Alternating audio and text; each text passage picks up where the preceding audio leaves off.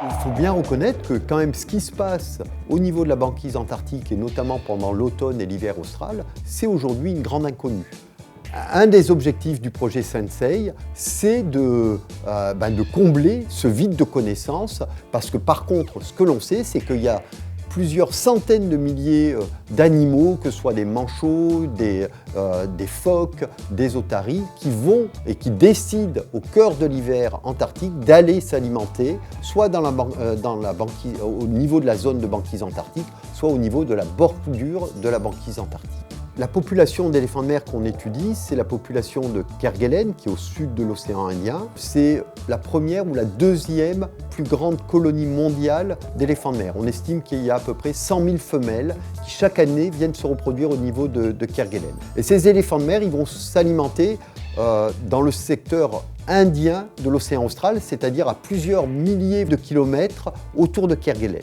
Et on a pu mettre en évidence deux grandes zones d'alimentation. D'une part, la zone subantarctique, en milieu océanique pour les femelles, donc au large de Kerguelen, et d'autre part, pour les femelles, en bordure de la banquise antarctique, alors que les mâles vont privilégier deux types d'habitats. D'une part, le plateau de Kerguelen, à peu près 30% des mâles, et d'autre part, la bordure du continent antarctique, au cœur de la banquise antarctique, où là, 70% des mâles vont aller s'alimenter. Aujourd'hui, on a une vision assez précise du régime alimentaire des femelles. Ces femelles vont s'alimenter essentiellement de petits poissons, et ils appartiennent à la famille des mythophidae, ou poissons lanternes, qui sont bioluminescents. Et ces poissons lanternes donc, constituent l'essentiel du régime alimentaire des femelles. C'est des poissons extrêmement riches en matières grasses. Pour ce qui est des mâles, en début de vie, ils s'alimentent comme les femelles.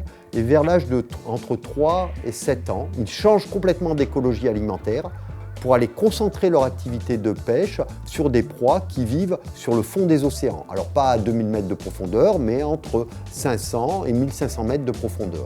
On sait que ces proies, elles sont différentes de celles consommées par les femelles.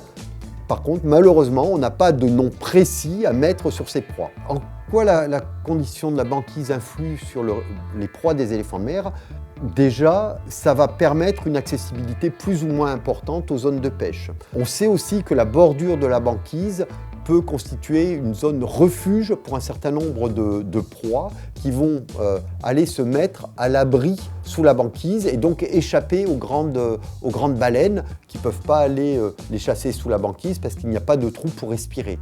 Donc par exemple le krill, il y a plusieurs travaux qui ont montré que les plus fortes concentrations se trouvaient à 10 ou 20 km à l'intérieur de la banquise.